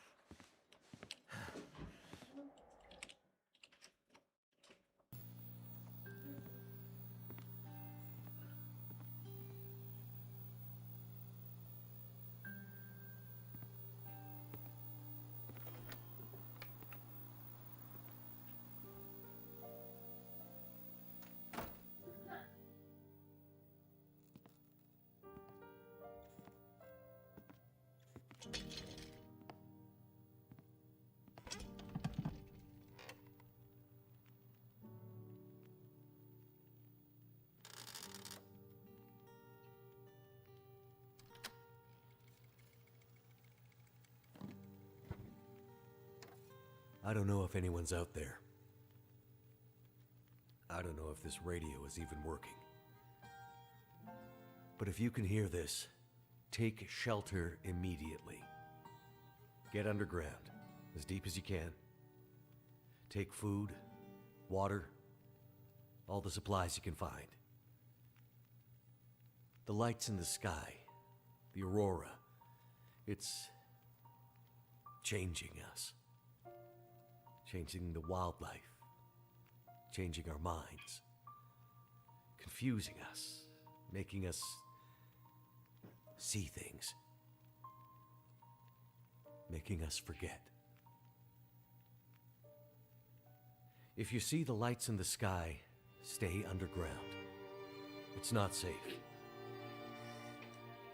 I'm not sure when help will come, or if it'll ever come. We might be on our own for a while. So, take care of each other. Because, in the end, each other might be all we have. And all we've ever had. I'm gonna loop this message for as long as I can. Be safe out there. And good luck to us all.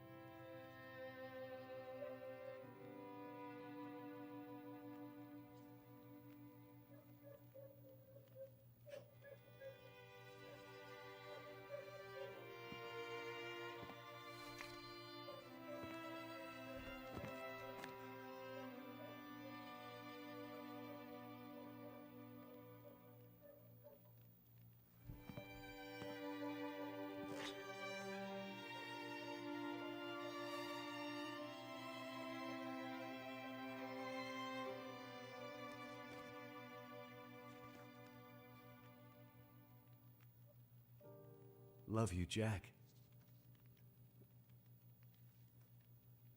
Miss you. Maybe I'll see you again someday.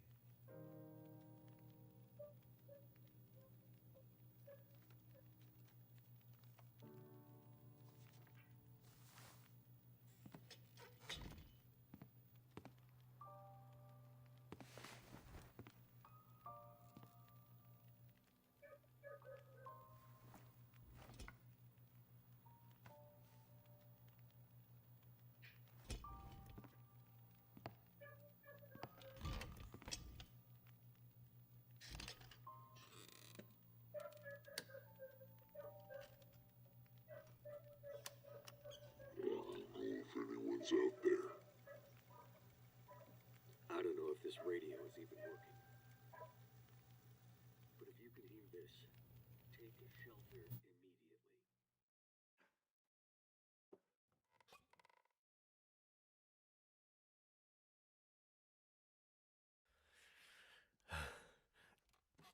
Oh.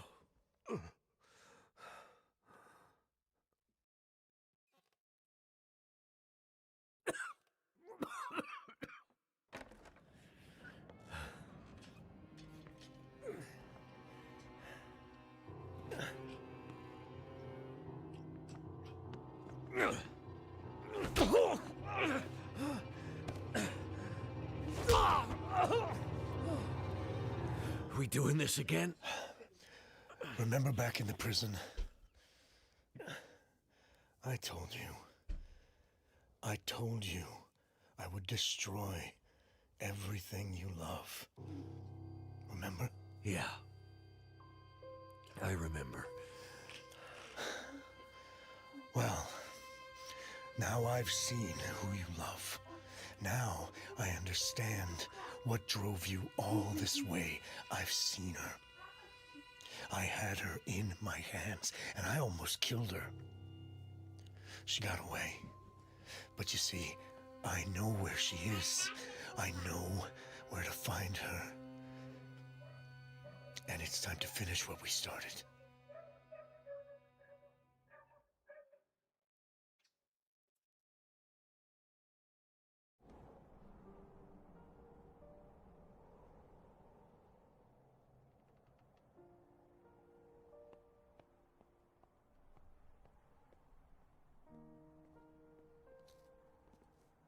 He'll come.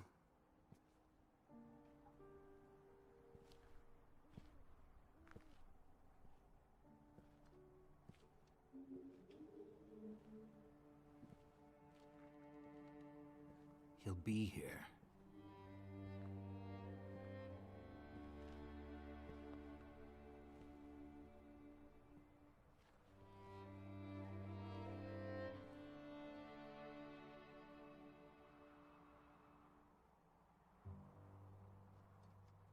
I think I see something. Looks like a torch. Someone with a torch coming up the pass. It must be him. Maybe he found the others in town. Ones we missed?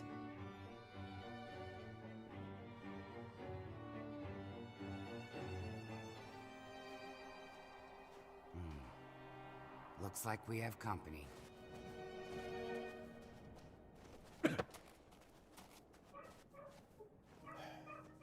No!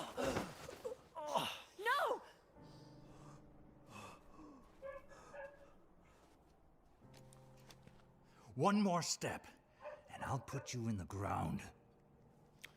All right. Here's the deal. We know you have shelter. We know you have medicine. Hell, you might even have a cure for whatever's going on out here. Way to outlast this, whatever it is. In the hard case. Imagine, the answer was so close this whole time. What the hell do you want, Mathis? Simple. You want the pilot back, you let us in. You give us some of what's in the case. You let us take shelter from the lights in whatever this place is. You don't? This damn pilot, who has been such a pain in the ass since the minute I met him, I finally clip his wings.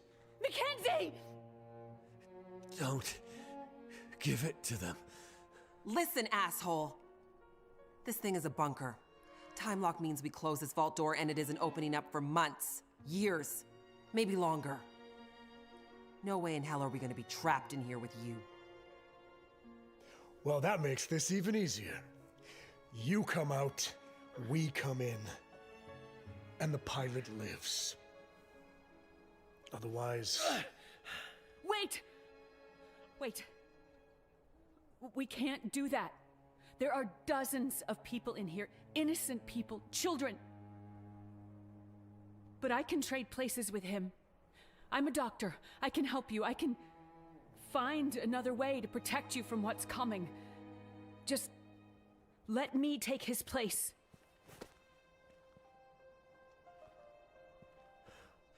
That's not gonna happen. Mackenzie, wait! It took me so long to see it. I thought I'd lost you forever, but I'd only lost myself. Stay alive for me. Stay alive as long as you can.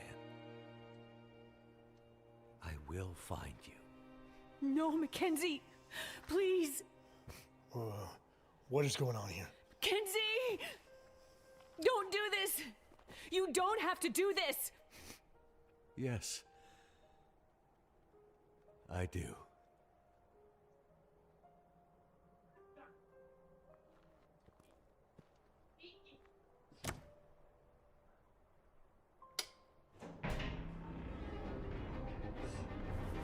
Don't do this!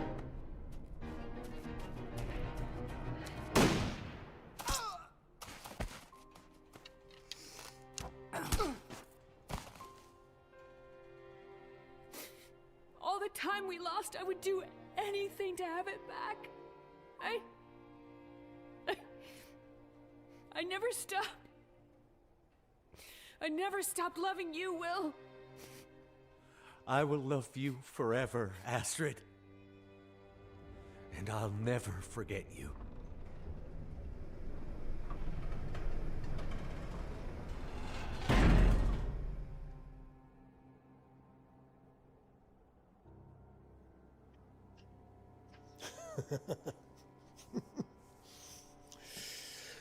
Well, after all that, looks like our fates are bound together, you and me.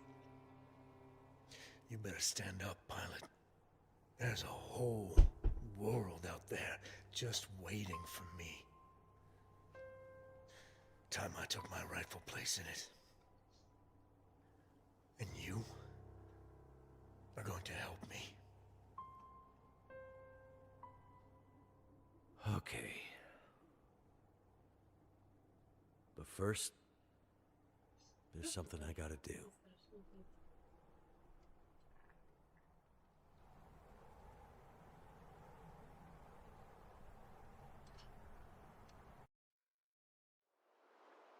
The world is changing. Has changed. Who can say where this change will take us? Atwood says this has happened before. And best she can tell, we're in this for another 40 to 400 years. How will we survive? As individuals, as a species? Will we? Should we? When push came to shove and we were tested, was this really the best we could do? Can we put our differences aside long enough to survive this quiet apocalypse? And if we fight to survive, does any of it even matter?